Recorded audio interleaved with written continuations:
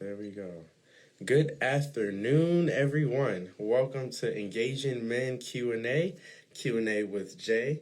This is our Q&A that we do every month where we work with and talk about serving male survivors, working with survivors who are male, working with prevention, talking about men and engaging men to end sexual violence, talking about engaging men hey everyone waving, working with men, engaging with men for technical assistance. This is where I take all of our technical assistance questions, training questions that I get throughout the state, throughout the week, throughout the month, and I just go through and answer them for about 15 minutes. Sorry, a little off my game this morning. I just got out of a long meeting. So this is our engagement Q&A for those who are joining us now. I really only have one question for us today that I wanted to discuss. So the question that I wanted to get into a little bit, hold on, let me pull it back up.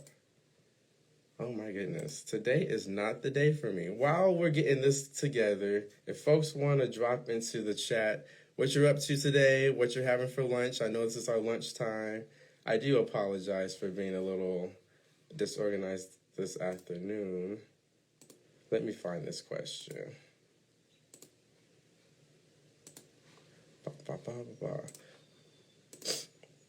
How's everyone doing?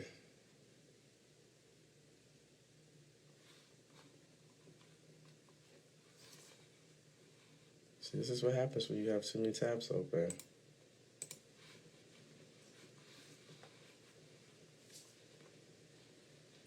See, we are working on creating presentations. Is anyone doing any interesting engaging men work right now? Okay, here we are. Sorry about that. That's a little embarrassing.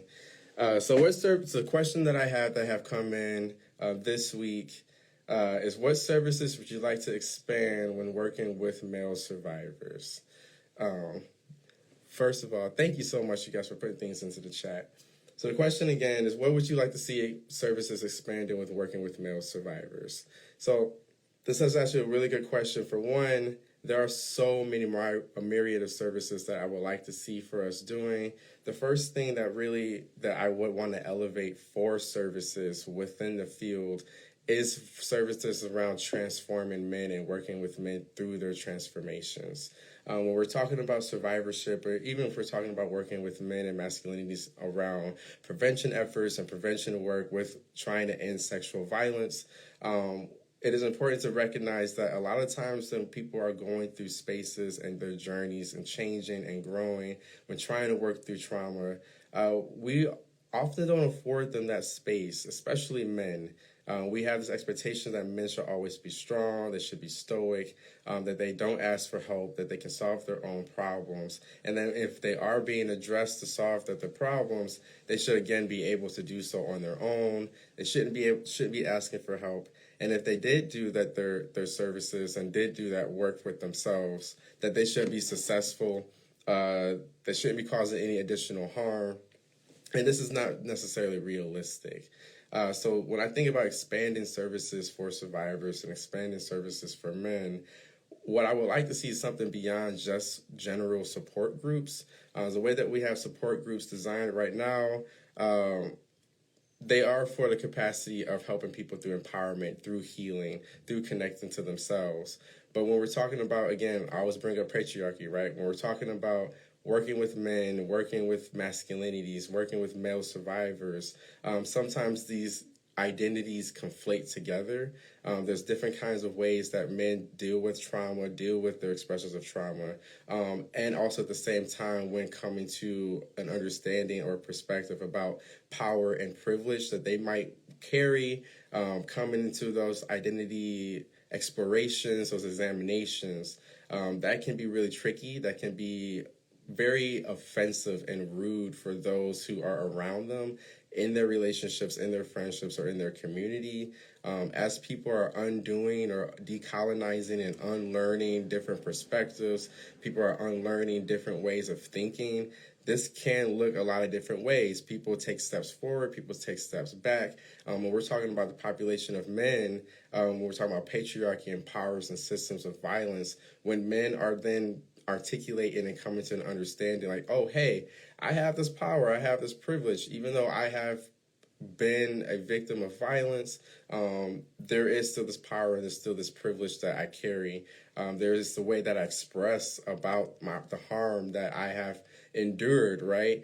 That way that I express or talk about that can look or feel a certain way, depending on where I am in that context. And so expanding these services where we can carry men and work with men during that transformation, I feel like would be really critical as far as helping move the movement forward when trying to connect with men and trying to connect with survivors who are male identified. Having that space that's a support group, not only to work through your trauma and within your trauma, but also examining the way that you show up, examining power, examining privilege. Those things are very critical, and then giving that additional space for folks to examine that power and that privilege without giving up on them. Another example to think about it is think about a time where you feel like you have failed at something that you're not doing very good at. Maybe someone calls you out on it. Maybe you are being held accountable. And you're working on it and you're trying to get better. It's a new skill. Maybe it's something you've never done before, never considered, but you really want to get better at it. You're dedicating yourself to it.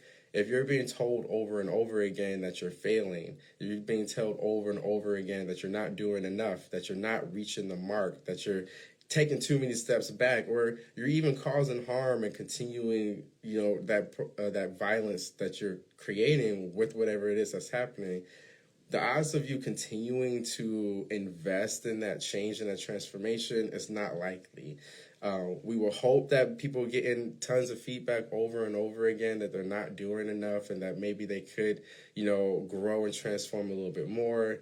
That we would respond always with like, oh yeah, I'm just going to go ahead and do that. That's not realistic, especially we're talking about folks who don't ever have these challenges directed toward them.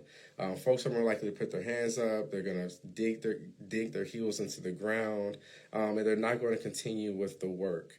At the end of the day, what we're wanting to do is that we want these services to transform where we are inviting men to want to do the work. We're inviting men to understand their role in the work, how they show up, and that they're a part of the community too. That they're not just men, that they are family members, that they are community members, that they are partners, that they are friends. They are our colleagues, that they're our peers, that we love them and that they deserve to be loved. And they deserve that grace to be able to transform.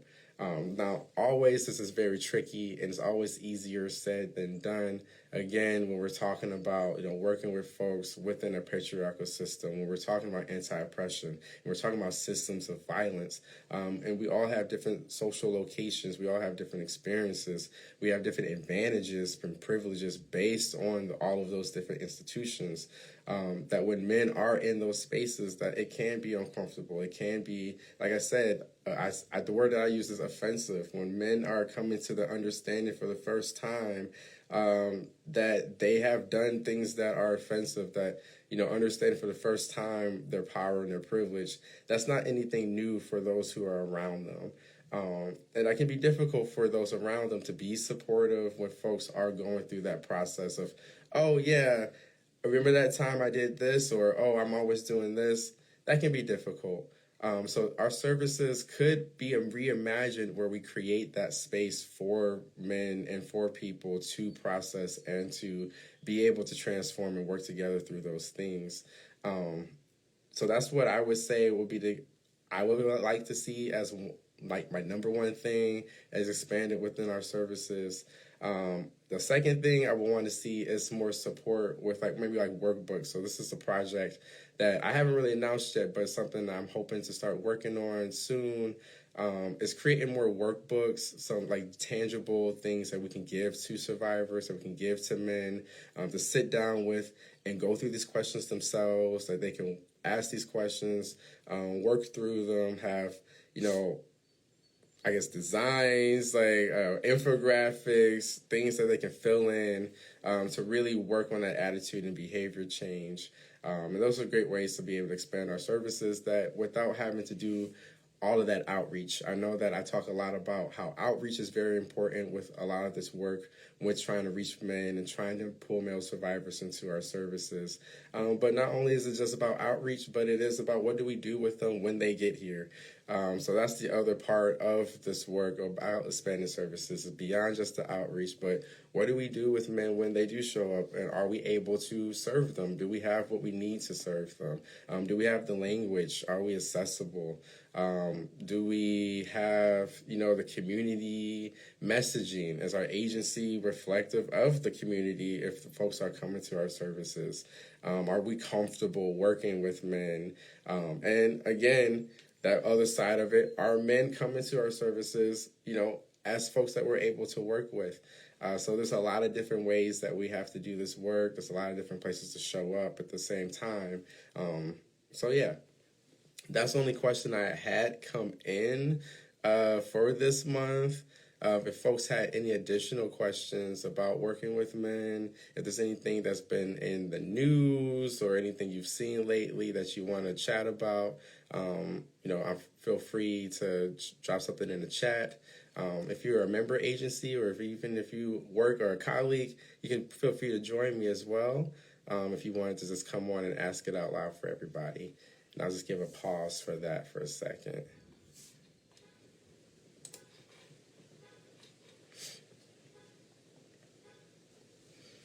I think there were some things that came in earlier. Just folks giving me some support while I was struggling. Appreciate you. Okay. Well, I don't see anything else coming in. So if that's all the questions that we have for today, that would conclude the Q&A with Jay for this month. Okay, we have something. Comments, that is something coming from Sane Corner. That's something I have been working with my fellow Sanes about, taking care of the male-identified patients and how language needs to be different. Yes, especially, working, with male survivors in the hospital and thinking about medical advocacy. There's so many different ways that we can imagine expanding those services. And it does start with language with one. I know that in the past when I've worked with survivors in direct service, and even now when I talk with men, a lot of times the language that we use is just not language that folks are familiar with. Again, we're talking about the way that we socialize men, the way that our culture is organized. We are not teaching boys anything about their bodies. We're not teaching folks about consent. If we are teaching boys about consent, we're not teaching them about consent about no means no, yes means yes. We're not having conversations about how to name your body, going to the doctor, just healthcare in general. When we're talking about men, don't go to the doctor. Men don't go to the doctor for emergencies. They don't go to the doctor just for checkups. Men are more likely to go for emergency care and seek any kind of medical care if they have a partner or a close person in their lives to physically escort them, usually gendered as a woman and typically either their mother or their significant other or wife or partner. And so we're talking about a survivor, and we're talking about folks who in our culture, we don't teach about this stuff. We don't talk about this stuff. We already tell men that men are not survivors.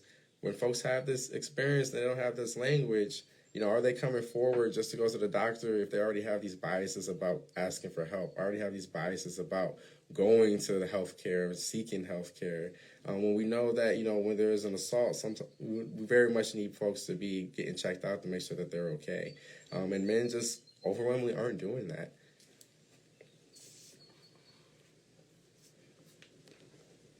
So thank you for that. And I don't see anything else coming in. So this is Q&A with Jay. Every month I'll be here. I'll be back again next month, the second week of August. Like I said, this is Q&A with Jay. It's at 12 p.m. I'll talk about for 15, 20 minutes, answer about 2 or 3 questions that I get in for technical assistance around working with male survivors, or engaging men and organizing men and mobilizing men on preventing the violence against women and girls and ending sexual violence. So we'll be back again next month. Thank you everyone for joining me. I appreciate all of you for taking time out of your lunch to join me this afternoon. And then I'll see you next time.